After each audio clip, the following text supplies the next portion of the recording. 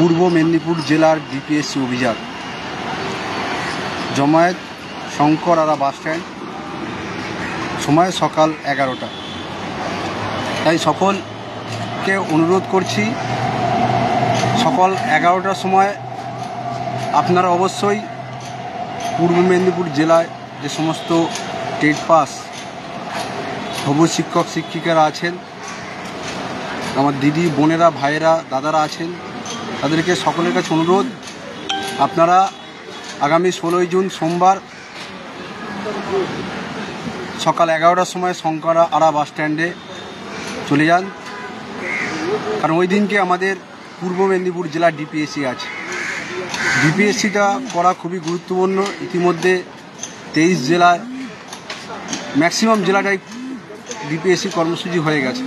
যেমন দক্ষিণ 24 পরগনা কিছুদিন আগে করলাম, উত্তর 24 পরগনা হয়ে গেল, পূর্ব বর্ধমান হলো, দক্ষিণ দিনাজপুর হলো, নদিয়া হলো, ম্যাক্সিমাম জেলা হয়ে গেছে। এই পূর্ব মেদিনীপুর জেলাটা বাকি আছে, আর কলকাতা জেলা, জলপাইগুড়ি হয়েছে। তো কলকাতা এবং পূর্ব মেদিনীপুর জেলাটা বাকি ছিল, পূর্ব মেদিনীপুর হচ্ছে, কলকাতাটা খুব শীঘ্রই হবে। ডিপিএসসি যেতে হবে, কারণ আপনার জেলায় যদি জেলার ভ্যাকান্সি বেশি হয়, জেলা থেকে যদি বেশি হারে ভ্যাকান্সি পর্ষদের বা বিকাশ ভবনের কাছে চায়, তাহলে কিন্তু মোট ভ্যাকান্সিটা বেশি হবে, এটা আমরা সবাই জানি।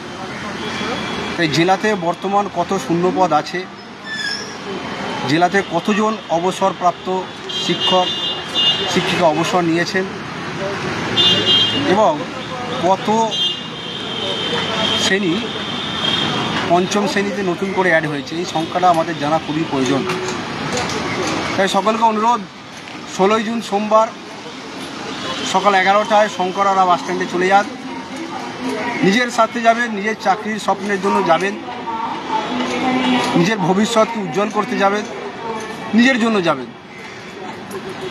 শুধু অ্যাডমিনের দায়িত্ব নেবে আর আপনারা কিছু করবেন না এমনটা নয়, লড়াইটা আপনারও। আজকে পর্ষদে এসেছিলাম, পর্ষদে এখন এনআইএসদের ভেরিফিকেশন হচ্ছে।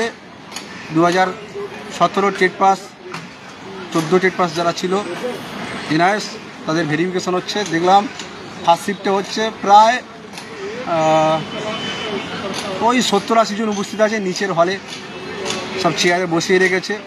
আমি জিজ্ঞেস করলাম যে এখানে কী হচ্ছে, বললো যে এনআইএসদের ভেরিফিকেশন। আমি একটা কাজে এসেছিলাম, আজকে হলো না, বললো যে অন্য দিন এসো, আজকে সবাই ব্যস্ত। তবু একটু বলেছে যে 5টার পরে যদি আসো তাহলে হবে। এবার আজকে আমার একটা পরীক্ষা আছে, যদি আসতে পারি নিশ্চয়ই আসবো। তাই বলছি, ওবিসি মামলা খুব দ্রুত মিটে যাবে, ওবিসি মামলা খুব দ্রুত মিটে যাবে এবং পূর্ববর্তী নিয়োগ জটিলতাও কেটে যাবে। তাই আশাহত ভেঙে পড়ার কিছু কারণ নেই। আমাদের 22দের টেট উত্তীর্ণদের পথ কিন্তু আস্তে আস্তে প্রশস্ত হচ্ছে। তাই বলবো, সকলে যারা এখনও শীতঘুমে আচ্ছন্ন আছেন তাদেরকে জাগান, যারা টেট পাস করে বাড়িতে বসে আছে তাদেরকে জাগিয়ে তুলুন, তাদেরকে বোঝান। এই সামনে ওবিসি মামলা আজকে বিধানসভায় পেশ হওয়ার একটা সম্ভাবনা, ওবিসিটা, সেই ওবিসি আজকে বিধানসভায় বিধানসভায় পেশ হওয়ার একটা সম্ভাবনা আছে। দেখা যাক কী হয়, সেদিকে আমরা তাকিয়ে আছি। আশা করি ওবিসি খুব দ্রুত মিটে যাবে এবং মাননীয় মুখ্যমন্ত্রী, শিক্ষামন্ত্রী এবং পর্ষদ সভাপতির কথা মতো, যেহেতু ওবিসি মামলার জন্য আমাদের সব কিছু আটকে রেখেছে, প্রেস বিজ্ঞপ্তি দিয়ে জানিয়েছে ওবিসি মামলা মিটে গেলে আশা করি আমাদের ইন্টারভিউ নোটিফিকেশান আসবে। সমস্যা একটা জায়গায়, ভ্যাকান্সিটা কত থাকবে, কত শূন্য পদে আমরা লড়াই করব, সেইটাই সবচেয়ে বড় প্রশ্ন। কারণ আমাদের দাবি ছিল 50,000 শূন্যপদ, সেই দাবি ন্যায্য এবং যুক্তিসঙ্গত। আমাদের সভাপতি মশাই বলেছিলেন যে আমার হাতে 50,000 শূন্যপদ আছে, তো আমি যদি উপর মহলের নির্দেশ থাকে আমি নিয়োগ করতে পারি।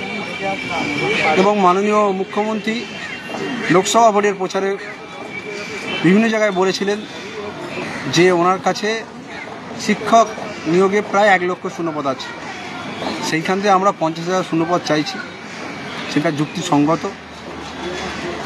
লড়াই খুব শীঘ্রই আমরা রাস্তায় নামছি, আপনারা জানতেই পারবেন। আমরা ওবিসি মামলার দিকে তাকিয়ে আছি, ওবিসি তার রাজ্য সরকার কি করে সেদিকে আছি। আজকে বিধানসভা বিধানসভায় পেশ হওয়ার একটা সম্ভাবনা আছে, দেখা যাক কী হয়। আপনারা জানেন ইতিমধ্যে ওবিসি যে হিয়ারিং ছিল সেগুলো সম্পূর্ণ হয়েছে, নতুন করে 7টা সম্প্রদায় অ্যাড হয়েছে। তাই ওবিসি মামলার দোহাই আর দিতে পারবেন। আর ওবিসি মামলার জন্য যারা রাস্তায় নামেননি তারা ভুল করেছেন। সামনে আমাদের কর্মসূচি আসছে, খুব শীঘ্রই কর্মসূচি ঘোষণা করা হবে। তাই সকলকে বলবো, এবারে কিন্তু জমায়েতটা 52,000 পাস করে আছি, জমায়েতটা 20,000 প্লাস হওয়া চাই, তবেই ইন্টারভিউ আসবে।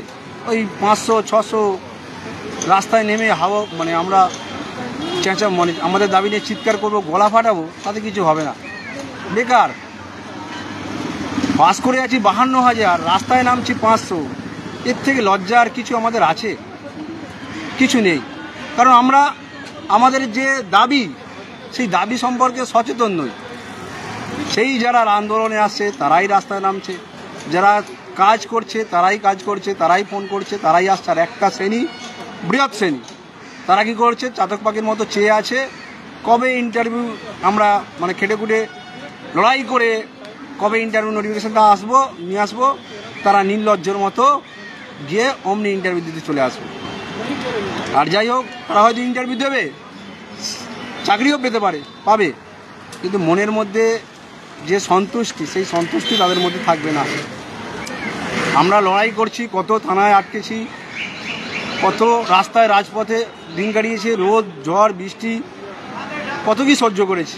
এই লড়াই করে যদি ইন্টারভিউ নোটিফিকেশান আনি, তো যখন ইন্টারভিউ হলে যাব তখন কিন্তু আমাদের বুকের মধ্যে একটা আত্মবিশ্বাস, তার মাত্রা চরম।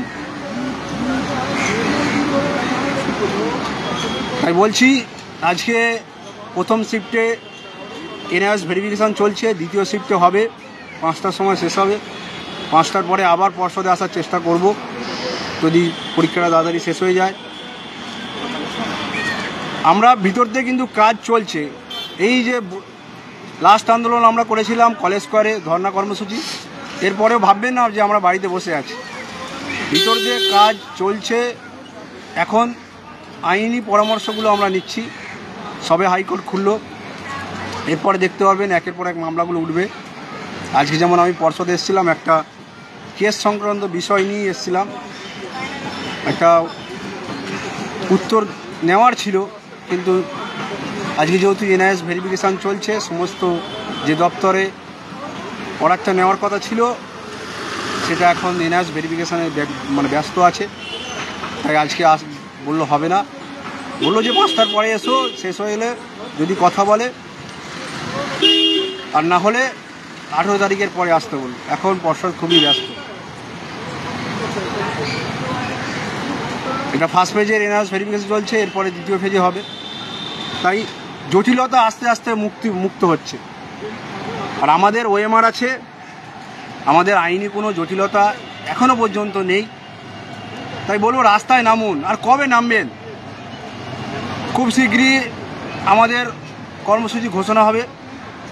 দয়া করে এর পরবর্তী ক্ষেত্রে আর বাড়িতে বসে থাকবেন না। এইভাবে বারংবার সে রিকোয়েস্ট, অনুরোধ করতে ভালো লাগে না। লড়াইটা আপনার, লড়াইটা সবার। আমার যেমন লড়াই করছি আমার চাকরির স্বপ্নের জন্য, তখন লড়াইটা আপনাকেও আসতে হবে। যখন মাস গেলে যখন এই যে ডিএ দিচ্ছে, প্রাথমিকে মাইনে প্রায় স্টার্টিং মাইনে 40,000 হবে, সেই 40,000 যখন মাসে ঢুকবে তখন নিতে লজ্জা করবে না, তখন লজ্জা করবে না। এখন রাস্তায় নামতে গেলে লজ্জা করে, রাস্তায় নামতে গেলে অনেক রকম ভয় লাগে। চাকরিটা যখন না হবে না, তখন কেউ আপনাকে কোনো যোগ্যতাই হবে না। আপনি যতই শিক্ষিত হন, যতই আপনার ডিগ্রি থাকুক, যখন সমাজে প্রতিষ্ঠিত হতে না পারবেন, ততক্ষণ আপনার ডিগ্রির কোনো দাম নেই, ততক্ষণ আপনি অশিক্ষিত। সমাজে কেউ আপনাকে মূল্য দেবে না, ইভেন আপনার পরিবারেও মূল্য দেবে না, এটা বাস্তব। তাই আবারও বলছি, আগামী 16ই জুন সোমবার পূর্ব মেদিনীপুর জেলার ডিপিএসসি অভিযান, জমায়েত স্থান শঙ্করাড়া বাস স্ট্যান্ড, সময় সকাল 11টা। আশা করব পূর্ব মেদিনীপুর জেলার হবু টেট পাস শিক্ষক শিক্ষিকা, আমার দাদা ভাই বোন দিদি সকলকে অনুরোধ, আপনারা অন্তত একটা দিন আসুন, একটা দিন ডিপিএসসি যান, আপনাদের দাবিটা নিয়ে সোচ্চার হন। ডিপিএসসি থেকে যদি বেশি ভ্যাকান্সি চাই তবেই মোট ভ্যাকান্সি বেশি হবে, এটা আপনারা সকলেই জানেন। আর বেশি কিছু বলছি না। আজকে ওবিসি মামলা বিধানসভায় পেশ হওয়ার কথা আছে, সেই দিকে নজর থাকছে। পর্ষদে এনআরএস ভেরিফিকেশান চলছে, আর আপনারা জানেন ভেরিফিকেশানের কীভাবে কঠিনতর করেছে। দেখলাম তো অনেক ডকুমেন্ট দেখলাম, মানে এনআরএসের ভেরিফিকেশান খুব কঠিন চ্যালেঞ্জ। সকলে ভালো থাকবেন, সুস্থ থাকবেন, আর খুব শীঘ্রই আমরা রাজপথে দেখা হবে। প্রক্রিয়া চলছে।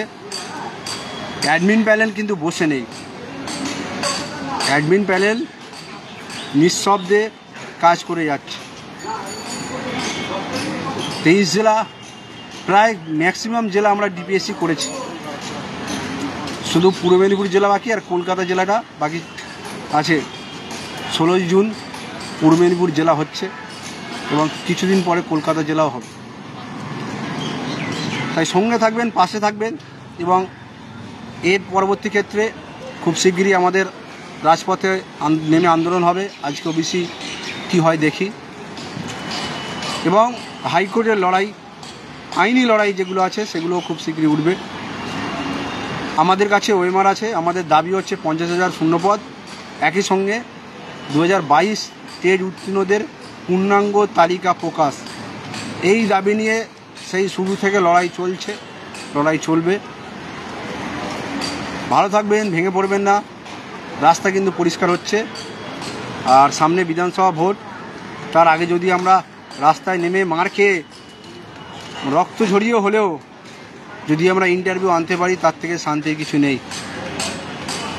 দিনে দিনে ডিপ্রেশনে সবাই চলে যাচ্ছে, কার ডিপ্রেশন নেই? বয়সটা কারো কি থেমে আছে? কার জ্বালা নেই? জ্বালা সবার আছে, যে যার জায়গা থেকে সে তার কষ্ট। আপনার জায়গায় আপনার কষ্ট, আমার জায়গায় আমার কষ্ট, আমার যন্ত্রণা, কিন্তু কষ্ট সবার আছে, যন্ত্রণা সবার আছে। তাই অযথা ভেঙে পড়ে আর হবে না এই সব কথা বলা বেকার, হবে না। মানুষ পজিটিভ নিয়ে বাঁচতে হবে। নেগেটিভ যদি ভেবেই নেন যে হবে না, ইন্টারভিউ আসবে না, তাহলে আর ওখানেই শেষ। তো রাস্তায় নামুন, অবশ্যই ইন্টারভিউ হবে, রাস্তায় নামতে হবে, জমায়েত দেখাতে হবে। জমায়েত, আজ চাকরিহারারা তারা জমায়েত দেখেছেন তো, তাদের সঙ্গে সরকার পক্ষ আলোচনায় বসতে বাধ্য হচ্ছে। আর আমরা 52,000 পাস করে আছি, রাস্তায় নামছি 500, আইন অমান্য হলে রাস্তায় নামি 200, 150। এর থেকে মানে লজ্জার আর কিছু নেই। কেন সরকার আমাদের নিয়ে ভাববে? কিসের জন্য ভাববে? তাদেরকে আমরা দেখাতে পারছি যে আমাদের ঐক্য আছে, অনেক গ্রুপ আছে, 22 স্টেট পাস অনেক গ্রুপ আছে, কিন্তু সবাই একত্রিত হয়ে লড়াইটা সবার একটাই লড়াই, অবিলম্বে ইন্টারভিউ প্রকাশ, নোটিফিকেশান প্রকাশ, সঙ্গে পর্যাপ্ত ভ্যাকান্সি। তাই বাড়িতে বসে থাকবেন না, অবশ্যই ডিপিএসসি যান, আর খুব শীঘ্রই আমাদের রাজপথে আন্দোলন ঘোষণা করা হবে। প্রক্রিয়া চলছে। আর এর মধ্যে যদি ওবিসি মামলা মিটে যায়, তাহলে কিন্তু রাস্তায় পড়ে থাকবো যতক্ষণ না নোটিফিকেশান দেবে। অনেকে বলে যে আমরা যাই আর চলে আসি। আরে কেন চলে আসি ভাই?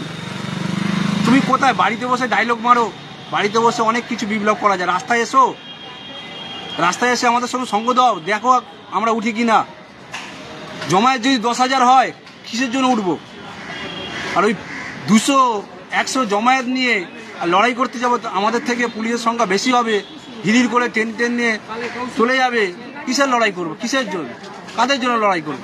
কাদের জন্য পুলিশের মার খাবো? কথাগুলো বলার আগে একবার করে ভাববে যে বাড়িতে বসে ডায়লগ মারা অনেক সহজ, রাস্তায় নেমে আন্দোলন করা অনেক কঠিন। বলতে মানে মুখের শব্দ খরচ করতে ট্যাক্স লাগে না, তাই যে যা ইচ্ছা বলে যায়। আমি কমেন্টগুলো দেখতে পাচ্ছি না, শুধু ব্রিং দেম অন ক্যামেরা।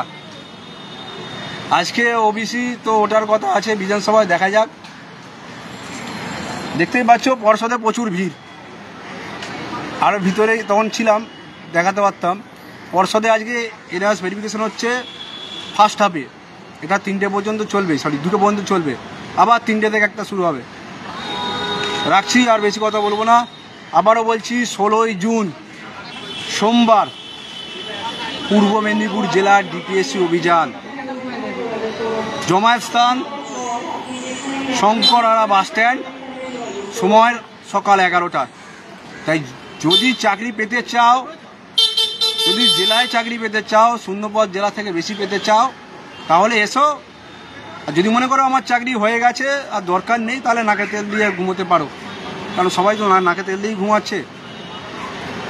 সবাই বলছে দাদা প্রায় দিনে প্রায় অন্তত কম করে 30টা ফোন আসে যে দাদা কী হবে, কী হচ্ছে। সবার ফোন ধরতে পারি না, এখন একটা ব্যবসার সঙ্গে যুক্ত আমি। তাদেরকে বোঝাতে বোঝাতে মাথা খারাপ হয়ে যায়। তারা অনেকেই রাস্তায় আসে, আবার অনেকে রাস্তায় নামেই না, কোনোদিনই নামে না, কিন্তু সবার আমি ফোন ধরি, কারণ যন্ত্রণা, তার যন্ত্রণার থেকে সে এই কথাটা বলছে। তাই আমার মানবিক কর্তব্য তাকে আশ্বস্ত করা, কিন্তু তাদেরও কর্তব্য রাস্তায় এসে নিজের দাবিটা তুলে ধরা। অনেকে আছে বাইরের বিভিন্ন রাজ্যে পরিযায়ী শ্রমিকের কাজ করে, তাদেরকে জিজ্ঞেস করবেন যন্ত্রণাটা কী। অনেকে 22 স্টেট পাস করতে পারেনি 1 নম্বর 2 নম্বরের জন্য, প্রশ্ন বলে মামলার দিকে তাকিয়ে আছে, তাদেরকে জিজ্ঞেস করবে যন্ত্রণাটা কী। আর আমরা পাস করে আছি, ভেবে নিয়েছি যে আমাদের মানে রাস্তায় নামেই 50,000 শূন্যপদ দেবে, আমরা নাচতে নাচতে ইন্টারভিউ দিয়ে প্যানেলে নাম তুলে জেলা একদম বাড়ির কাছে চাকরিটা করব, মাসের প্রথম 1 তারিখে 40,000 টাকা ব্যাংকে ঢুকে যাবে। ও কি স্বর্গে আমরা বাস করছি। এই সমস্ত তাই সকলকে বলবো নিজের লড়াইটা লড়ো। এখান থেকে যাবো সেক্টর 5-এ। আজকে এসেছিলাম, বেকার হয়ে গেল, যে সকালবেলা বার হয়েছি শুধু এই কাজটার জন্য। তো যদি জানতাম এটা ফোন করে আসলে ভালো হতো, যেহেতু তাড়াতাড়ি চলে এসেছি, বেকার হতাশা হয়ে ফিরছি। দেখা যাক, লড়াইটা ফের আসবো, হাল ছাড়বো না যতক্ষণ না চাকরি পাবো।